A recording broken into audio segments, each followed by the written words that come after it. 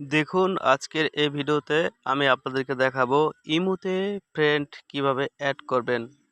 অনেক সময় দেখা যায় আপনার কাছে ইমো নাম্বার আছে তারপরও অ্যাড হচ্ছে না।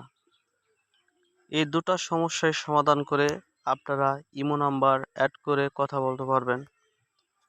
প্রথম যে কাজটি করবেন, এখানে নিচে যদি আপনি প্লাস আইকনে ক্লিক করেন, এখানে অ্যাড ফ্রেন্ড লেখা আছে। এইখান থেকে আপনি তাকে অ্যাড পাঠাতে পারেন, কিংবা এখান থেকে আপনারা চাইলে আপনার ইমোতে ক্লিক করে নিউ কন্টাক্ট লেখা আছে, এখানে একটি ক্লিক করে তাকে অ্যাড পাঠাতে পারেন।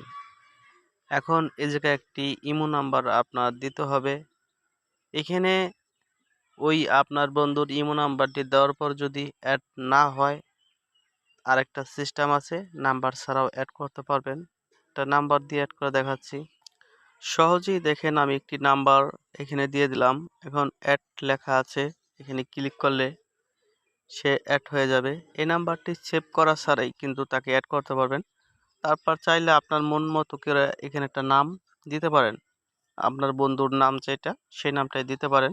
এই নামে আপনি তাকে চিনতে পারবেন। এখন কথা হচ্ছে, যদি আপনাদের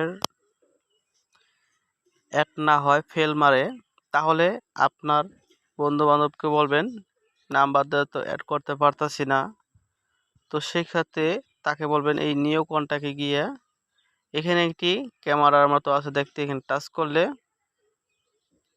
তারপর আপনার কিউআর কোডটি দেখতে পাবেন। এই কিউআর কোডটি তাকে বলবেন ডাউনলোড করে আপনাকে শেয়ার করতে হোয়াটসঅ্যাপ মেসেঞ্জারে, আর নয়তো আপনি তাকে আপনার কিউআর কোডটি তাকে দিবেন। দেওয়ার পর এটা দিয়ে অ্যাড করা যাবে খুব সহজে। এখন আমরা এই নিউ কন্টাক্ট এখানে আসার পর উপরে দেখব একটি ক্যামেরার মতো, যেটা কিউআর কোড সার্চ দেয়। এখানে ক্লিক করব, তারপর একটি প্রোফাইল আইকন দেখতে পাবো, যে আমাদের প্রোফাইল গ্যালারি। এখানে ক্লিক করলে আমাদের গ্যালারিতে নিয়ে আসবে।